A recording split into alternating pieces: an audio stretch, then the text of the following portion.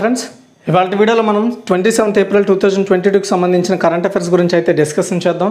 ఎవరైతే state and central level government జాబ్స్కి అయితే ప్రిపేర్ అవుతున్నారో వాళ్ళందరికీ కూడా మన ఛానల్ తరపున నుండి వస్తున్న కరెంట్ అఫైర్స్ అనేవి చాలా ఉపయోగపడతాయి. కాబట్టి ఈ వీడియో ఎండ్ వరకు చూడండి. మీకు నచ్చితే లైక్ చేసి షేర్ చేసి మరిన్ని అప్డేట్స్ కోసం మన ఛానల్ని రెగ్యులర్గా ఫాలో అవుతుండండి. గైస్, ఇండియాలోని ది లార్జెస్ట్ లెర్నింగ్ ప్లాట్ఫామ్ అండి అన్అకాడమీ. ఎవరైతే APSC, TSPSC related SI constable ఉద్యోగులు ప్రిపేర్ అవుతున్నారో వాళ్ళందరికీ కూడా అన్అకాడమీ ది బెస్ట్ ప్లాట్ఫామ్ అవబోతుంది. అండ్ అన్అకాడమీ గోల్ అనే పేరుతో మనకు వచ్చేసి 6 months ఆఫర్ ప్రొవైడ్ చేస్తున్నారండి, సబ్స్క్రిప్షన్ ఆఫర్స్. ఇది ఏప్రిల్ 25th to 28th వరకు అవైలబుల్లో ఉంటుంది. సో ఇందులో 20% ఆఫ్లో ఇస్తారనమాట. 6 months మనకి యాక్టివ్ ప్రైస్ వచ్చేసి 800. యాక్చువల్గా ఇప్పుడు ప్రజెంట్ 20% డిస్కౌంట్ వల్ల మీకు 6,733 రూపాయలకే రావడం జరుగుతుంది. దానికోసం మీరు చేయాల్సిందల్లా EDU TEC 10 అనే ఒక కోడ్ వాడాలి. ఈ కోడ్ మీకు ఇక్కడ చూపిస్తాను. ఆ కోడ్ వాడితే మీకు 8,000ది 6,000కే వస్తుందన్నమాట సబ్స్క్రిప్షన్, గమనించండి. అలాగే 12 నెలలకి 24 నెలలకి ఇదే ఆఫర్ అయితే మీకు అప్లికేబుల్ అవుతుంది. At the same time dual educator session provide చేస్తున్నారండి జనరల్ స్టడీస్ మీద ఏపీ అండ్ తెలంగాణ రిలేటెడ్ ఎగ్జామ్స్కి. ఏప్రిల్ 25th 8 PM ఉండబోతోంది. బాలకృష్ణ సార్ వచ్చేసి మురళా సార్ వీళ్ళిద్దరు కండక్ట్ చేయబోతున్నారు. అదే అట్ ది సేమ్ టైం మీకు ఫండమెంటల్ రైట్స్ మీద ఏమైనా డౌట్స్ ఉంటే April 28th 7:30 AM Satish Kumar Pendiyala sir వచ్చేసి క్లాస్ తీసుకోబోతున్నారు. అండ్ అదేవిధంగా పర్టికులర్గా తెలంగాణ గ్రూప్స్కి స్ట్రాటజీ, ఎగ్జామ్ స్ట్రాటజీస్, అదేవిధంగా సిలబస్ అనాలిసిస్ ప్రిపరేషన్కి సంబంధించి గ్రూప్ 1, 2 ఎగ్జామ్స్కి రాంబాబు సార్ వచ్చేసి April 28th 8 PM particular webinar నిర్వహించబోతున్నారు. అదేవిధంగా జూనియర్ అసిస్టెంట్, ఏకా computer assistant full length test అయితే కండక్ట్ చేయబోతున్నారు. ఈ టెస్ట్ వచ్చేసి మనకు వచ్చేసి 150 ప్రశ్నలు, 150 నిమిషాలు ఫ్రీ స్కాలర్షిప్ టెస్ట్. ఇందులో ర్యాంక్ 1 నుండి ర్యాంక్ 4 వరకు ఎవరైతే ర్యాంక్ సంపాదిస్తారో వాళ్ళకి పర్సంటేజ్ వైడ్గా మనకు వచ్చేసి సబ్స్క్రిప్షన్లో స్కాలర్షిప్ అయితే ప్రొవైడ్ చేస్తారు. ఈ టెస్ట్ వచ్చేసి May 1st ఉండబోతుంది 2 PMకి. అట్ దిస్ ఎవరైతే నీట్ యూజీకి ప్రిపేర్ అవుతున్నారో వాళ్ళకి 40 day ప్లస్ సబ్స్క్రిప్షన్ ఆఫర్ అయితే ప్రొవైడ్ చేస్తున్నారు కేవలం 299 రూపాయలకే. అండ్ ఇది లెర్నింగ్ ఫెస్టివల్ పేరుతో అన్అకాడమీ ప్రొవైడ్ చేస్తుంది. ఈ ఆఫర్ ఏప్రిల్ 23rd నుండి 30th వరకు ఉండబోతుంది. దీని ద్వారా లైవ్ క్లాసెస్ టాప్ ఎడ్యుకేటర్స్ ద్వారా వస్తాయి. అండ్ 24/7 డౌట్ సాల్వింగ్ ఉంటుంది. అండ్ మొత్తం CBSE బోర్డు ప్రిపరేషన్ ఉంటుందన్నమాట. అదేవిధంగా మనం చూసినట్టయితే ఇదే 40 days plus subscription offer class 8th to 12th వరకు కూడా CBSE సిలబస్ మీద డిపెండ్ అయ్యి ఎవరైతే చదువుతున్నారో వాళ్ళకి ప్రొవైడ్ చేస్తున్నారండి. ఇది కూడా ఆఫర్ వచ్చేసి ఏప్రిల్ 23rd నుండి 30 వరకు ఉంటుంది. అదేవిధంగా మనం చూసినట్టయితే 40 day plus subscription same offer IIT JEEకి ప్రిపేర్ అయ్యే వాళ్ళ కోసం ప్రొవైడ్ చేస్తున్నారు. ఇది కూడా ఏప్రిల్ 23rd నుండి 30th వరకు కూడా ఉంటుంది. అండ్ ఇది కేవలం 299 రూపాయలతోనే మీరు ఈ 40 daysకి సబ్స్క్రిప్షన్ పొంది మీరు లైవ్ క్లాసెస్ టాప్ ఎడ్యుకేటర్స్ ద్వారా తెలుసుకోవచ్చు. 24/7 డౌట్ క్లియరింగ్ సెషన్స్ ఉంటాయి.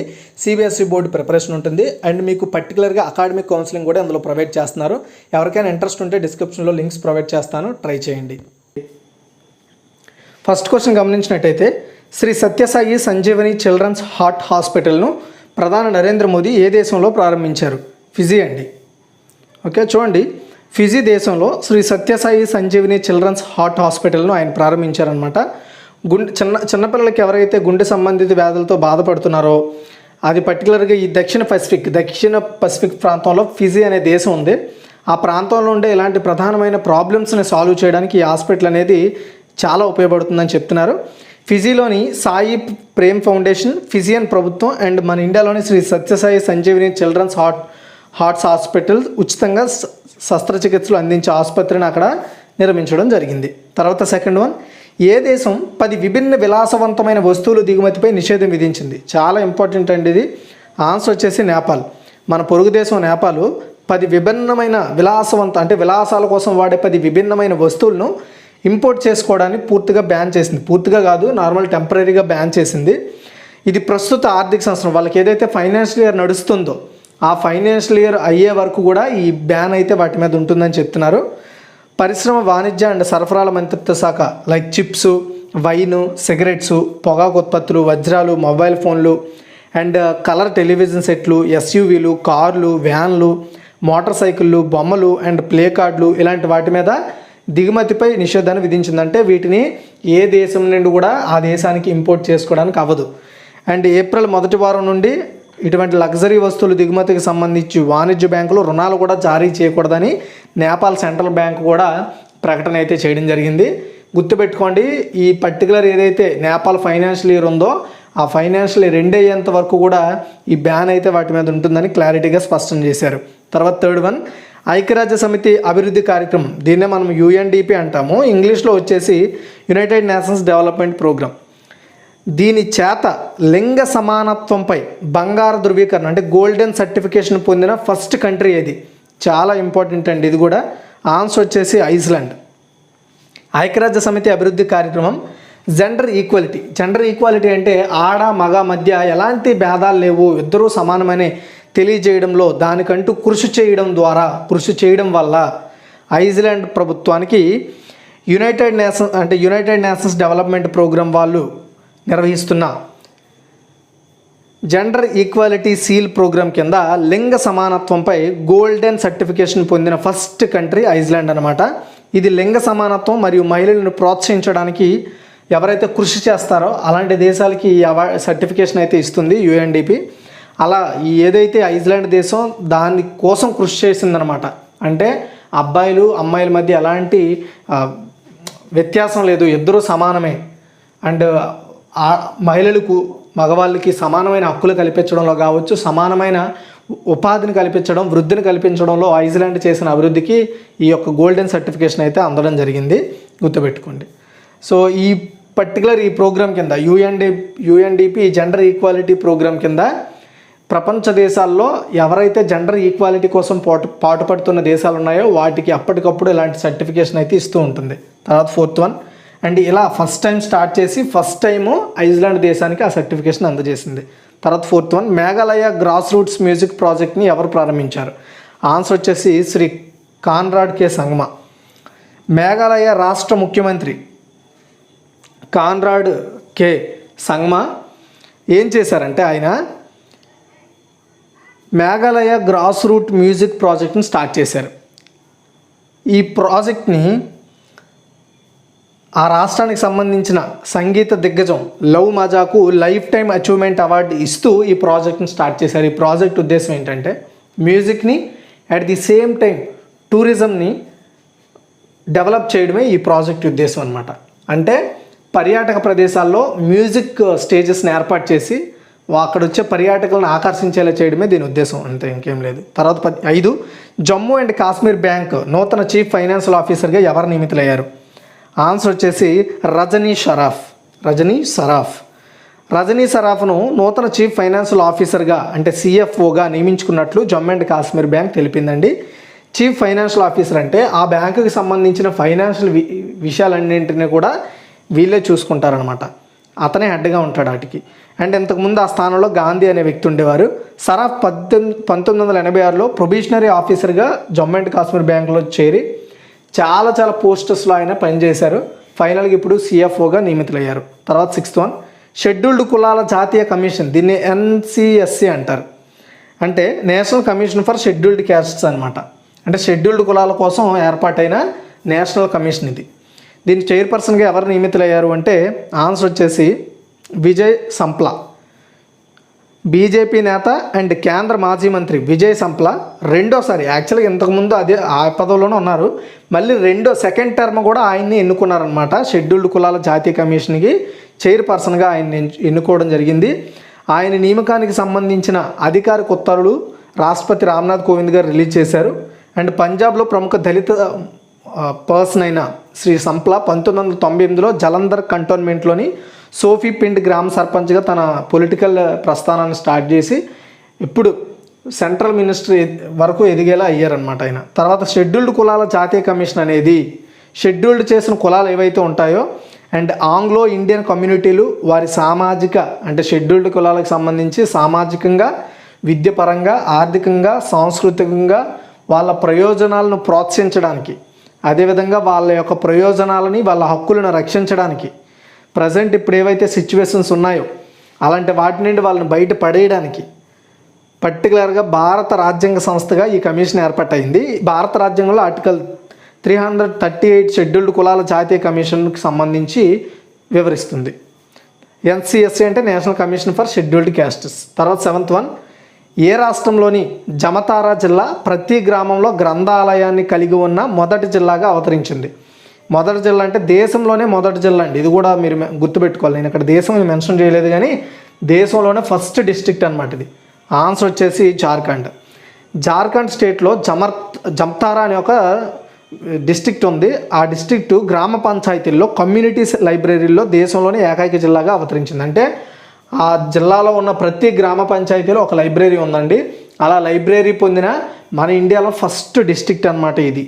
అంటే దాదాపు 8 లక్షల మంది జనాభా ఉన్న ఈ జిల్లాలో 118 గ్రామ పంచాయతీల్లో ఉన్నాయి. వాటిని 6 బ్లాకులుగా డివైడ్ చేసి ప్రతి పంచాయతీలో విద్యార్థులకి మార్నింగ్ 9 to ఈవినింగ్ 5 వరకు కూడా లైబ్రరీని యూజ్ చేసుకునేలా అవకాశం అయితే ఇచ్చారు. తర్వాత 8, ప్యారిస్ బుక్ ఫెస్టివల్ 2022లో గౌరవ అతిథిగా పాల్గొన్న దేశం ఏది? ఆన్సర్ వచ్చేసి భారతదేశం అండి. చూడండి, ఎవ్రీ ఇయర్ కూడా ప్యారిస్ దేశం బుక్ ఫెస్టివల్ నిర్వహిస్తుంది. అయితే ఈ సంవత్సరం 2022లో ఈ సంవత్సరం నిర్వహించిన ఏదైతే ఈ book festival Paris book festival 2022 ఉందో ఇందులో గౌరవ అతిథిగా, ఓకేనా, హానరబుల్ గెస్ట్గా మన ఇండియా అయితే ఎంపికైంది. ప్యారిస్ బుక్ ఫెస్టివల్ 2022లోని 21 ఏప్రిల్ 2022 నుండి 24 ఏప్రిల్ 2022 మధ్య అయితే జరిగింది.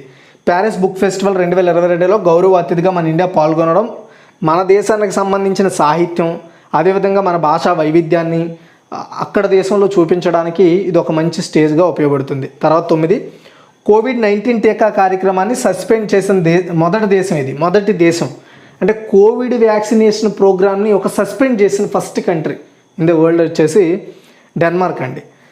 సో ఎందుకు చేసిందంటే డెన్మార్క్లో ఇప్పటివరకు ప్రజెంట్ ఎలాంటి అంటువ్యాధులు ఈ కరోనా కేసులు అయితే 0 అయిపోయాయి అనమాట. కాబట్టి ఇంకెలాంటి ఇబ్బంది లేదనే ఉద్దేశంతో డెన్మార్క్ గవర్నమెంట్ ఈ COVID-19 టీకా కార్యక్రమాన్ని పూర్తిగా సస్పెండ్ చేసింది. అండ్ ప్రజెంట్ మేము మంచి స్థితిలో ఉన్నామని డానిష్ హెల్త్ అథారిటీ తెలిపింది.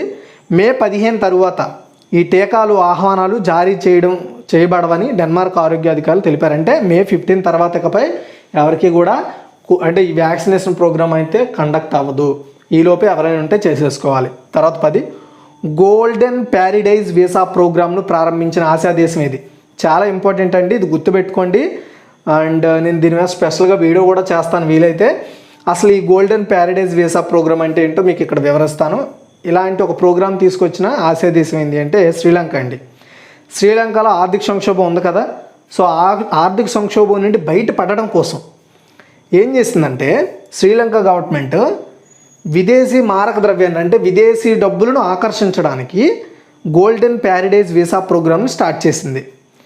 అయితే ఈ ప్రోగ్రాం కింద ఏ దేశానికి చెందిన పౌరుడైనా, ఫర్ ఎగ్జాంపుల్ మన ఇండియా వ్యక్తి ఉన్నాడండి, శ్రీలంకకి వెళ్ళి అక్కడ అంటే ఈ వీసా పొందిన వ్యక్తి ఎవరైతే ఉంటారో వాళ్ళు లైఫ్ టైం అక్కడ బిజినెస్ చేసుకోవచ్చు. మన డబ్బులు పెట్టుకెళ్ళి అక్కడ మనం బిజినెస్ చేసుకోవచ్చు. అది గోల్డెన్ ప్యారడైజ్ వీసా ప్రోగ్రాం కింద ఇచ్చే వెసులుబాటు. అదే కాకుండా విదేశీ పౌరులు కనీసం లైక్ భారతీయ కరెన్సీలో 76.5 లక్షలు డిపాజిట్ చేస్తే, అంటే 76 లక్షలు డిపాజిట్ చేస్తే 10 సంవత్సరాల పాటు శ్రీలంకలో ఉండడానికి ఛాన్స్ ఇస్తారంటే అక్కడ పౌరసత్వం ఉంటుంది. ఇదే సమయంలో $75,000 వెచ్చించి అపార్ట్మెంట్ కొనుగోలు చేసేందుకు ముందుకు వచ్చిన వారికి 5 సంవత్సరాలు మంజూరు, అంటే అక్కడ ఇంకొక 5 years పాటు వాళ్ళు అక్కడ స్టే చేయడానికి అవకాశం ఉంటుంది. అండ్ బిజినెస్ చేసుకోవడానికి కూడా ఈ వీసా అవకాశం ఇస్తుంది. తర్వాత 11, వికలాంగుల రంగంలో సహకారం కోసం ఏ దేశంతో అవగాహన ఒప్పందానికి కేంద్ర కేబినెట్ ఆమోదం తెలిపింది? మన ఇండియా ఏ దేశంతో వికలాంగులకు సంబంధించిన ఏవైతే రంగం ఉంటుందో అందులో అభివృద్ధి కోసం లేదా వాటిని ప్రోత్సహించడం కోసం లేదా సహకారం కోసం ఏ దేశంతో ఒప్పందం కుదుర్చుకుందంటే చిలీ అండి, రిపబ్లిక్ ఆఫ్ చిలీ. ప్రధాని నరేంద్ర మోదీ అధ్యక్షతన జరిగిన కేంద్ర మంత్రివర్గ సమావేశంలో వికలాంగుల రంగాల్లో సహకారం అందించేందుకు లేదా దాన్ని బలోపేతం చేయడానికి మన ఇండియా చిలీతో ఒప్పందం కుదుర్చుకుంది. సో వీళ్ళిద్దరి మధ్య ఒప్పందం ద్వారా వీళ్ళిద్దరూ అంటే చిలీ మన ఇండియా ఉమ్మడి కార్యక్రమాలు నిర్వహిస్తారు. మన ఇండియా తరపున చిలీలో ఉమ్మడి కార్యక్రమాలు నిర్వహిస్తారంటే వికలాంగులకు ఏమేం చేయాలి, ఏం చేస్తే బాగుంటుంది అనే వాటి మీద ఇన్ఫర్మేషన్ పాస్ చేసుకోవడం, వాటికి సంబంధించిన ఇతర సంబంధాలను ఇంకా బలోపేతం చేసుకోవడం, ఇన్ఫర్మేషన్ పాస్ చేసుకోవడం, ఇలాంటివన్నీ కూడా జరుగుతాయి వికలాంగులకు రిలేటెడ్గా. తర్వాత 12, ఏ ప్రాంతాలలో 2G మొబైల్ సేవలను 4Gకి మార్చడానికి యూనివర్సల్ సర్వీస్ అప్లికేషన్ ఫండ్ ప్రాజెక్టును కేంద్ర కేబినెట్ ఆమోదం తెలిపింది? ఆన్సర్ వచ్చేసి వామపక్ష తీవ్రవాద ప్రాంతాలండి. అంటే వామపక్షాలు అంటే ఎవరు అండి? వామపక్షాలు అంటే ఎవరని చెప్తామంటే ఇప్పుడు మనము ఉగ్రవాదులు కాదండి. సో గుర్తుపెట్టుకోండి, ఉగ్రవాదులు కాదు. మన నార్మల్ ప్రాంతాల్లో ఎవరైతే మన ప్రాంతాల్లో నక్సలైట్స్ అంటాం కదా, మన ప్రాంతాల్లో నక్సలైట్స్ అని వాళ్ళని వామపక్ష తీవ్రవాదులు అంటారు. సో అలాంటి ప్రాంతాల్లో 2G మొబైల్ నెట్వర్క్ నుండి 4Gకి మార్చడానికి యూనివర్సల్ సర్వీస్ అప్లికేషన్ ఫండ్ను అనే ప్రాజెక్టుకు కేంద్ర కేబినెట్ ఆమోదం తెలిపింది. ఈ ప్రాజెక్టు కోసం 18,084.59 కోట్ల రూపాయలనైతే వెచ్చించబోతోందన్నమాట. అండ్ ఈ ప్రాజెక్టుకి సంబంధించి ఆమోదం అనేది ప్రధాని నరేంద్ర మోదీ అధ్యక్షతన జరిగిన మీటింగ్లో ఆమోదం తెలిపారు. సో వీళ్ళు ఏంటంటే ఈ 18,000 కోట్ల రూపాయలతో 2,343 left wing extremism phase 1 సైట్లను 2G నుండి 4G మొబైల్ సేవలకు అప్గ్రేడ్ చేయడానికి ఆలోచన చేస్తున్నారు. అంటే ఏవైతే మెయిన్గా మార్చాల్సిన ప్రదేశాలు ఉన్నాయో అవి 2,343 ప్రాంతాలను వాళ్ళు 2G నుండి 4Gకి మార్చాలని ఆలోచనలో ఉన్నారు. అండ్ బిఎస్ఎన్ఎల్ తన సొంత ఖర్చుతో మరో 5 ఏళ్ల పాటు ఈ సైట్లు నిర్వహిస్తుంది అని కూడా చెప్తున్నారు. ఈ సైట్లు బిఎస్ఎన్ఎల్కి చెందినవి కాబట్టి పని కూడా బిఎస్ఎన్ఎల్కే ఇస్తారని చెప్తున్నారు. అంటే ఇలాంటి ప్రాంతాలు ఎక్కువ ఈ ప్రాంతాలు ఎక్కడైతే ఉంటాయో అలాంటి ప్రాంతాల్లో సో బిఎస్ఎన్ఎల్ టవర్స్ ఉంటాయి కదా, ఆ టవర్స్లో 4Gకి కన్వర్ట్ చేస్తుంది అనమాట బిఎస్ఎన్ఎల్ అనేది. తర్వాత 13 ఇండియా పోస్ట్ పేమెంట్స్ బ్యాంకుకు ఎన్ని కోట్ల ఆర్థిక సహాయాన్ని కేంద్ర కేబినెట్ ఆమోదించింది అంటే 820 కోట్ల రూపాయలండి. ఇండియా పోస్ట్ పేమెంట్స్ బ్యాంక్ దీనికి ఆర్థికంగా కొంత హెల్ప్ చేయడం కోసం కేంద్ర కేబినెట్ వచ్చేసి దీనికోసం 820 కోట్ల రూపాయలను వెచ్చించడానికి ఆమోదం తెలిపింది. సో ప్రభుత్వం నిర్వహించే చెల్లింపుల బ్యాంకు మన దేశంలో ప్రత్యేకించి గ్రామీణ ప్రాంతాల్లో ఇది ఎక్కువగా బాగా బలోపేతం అయిందని చెప్పాలి. ఇంకా దాన్ని డెవలప్ చేయడానికి ప్రస్తుతం ఈ ఇండియా పోస్ట్ పేమెంట్స్ బ్యాంకు ప్రస్తుతం 5 కోట్ల ఖాతాలను కలిగి ఉంది. అండ్ 1.36 లక్షల శాఖల ద్వారా అంటే బ్రాంచెస్ ద్వారా ఇది పనిచేస్తుంది మన ఇండియాలో. So India post payments bank భారత ప్రభుత్వానికి సంబంధించి 100% షేర్తో తపాలా శాఖ అండ్ కమ్యూనికేషన్ మంత్రిత్వ శాఖ కింద 2018లో ఏర్పాటు చేయబడింది. ఓకే. తర్వాత 14 నాస్కామ్ నూతన చైర్పర్సన్గా ఎవరు నియమితులయ్యారంటే Krishnan Ramanujam. National Association of Software అంటే సాఫ్ట్వేర్ కంపెనీలన్నింటికి కూడా ఇది ఒక నేషనల్ అసోసియేషన్ లాంటిది అనమాట. ఇది సర్వీసెస్ కంపెనీస్ అయిన నాస్కామ్ అంటే ఇది ఒక service company, at the same time so particular software కంపెనీలన్నింటికి కూడా ఇది ఒక అసోసియేషన్గా ఉంటుంది. దీనికి చైర్పర్సన్గా Tata consultancy services senior executive అయిన కృష్ణన్ రామానుజం నియమితులయ్యారు. ఈయన 2022-23 సంవత్సరానికి ఆయన ఆ పదవిలో కొనసాగుతారు. ఇప్పటి వరకు ఆయన వైస్ చైర్పర్సన్గా కొనసాగారు. ఇప్పుడు చైర్పర్సన్గా నియమితులయ్యారు. టీసీఎస్ ఎంటర్ప్రైజెస్ గ్రోత్ గ్రూప్స్కు కృష్ణన్ నేతృత్వం వహిస్తున్నారు. నాస్కామ్ ప్రధాన కార్యాలయం న్యూఢిల్లీలో ఉంది.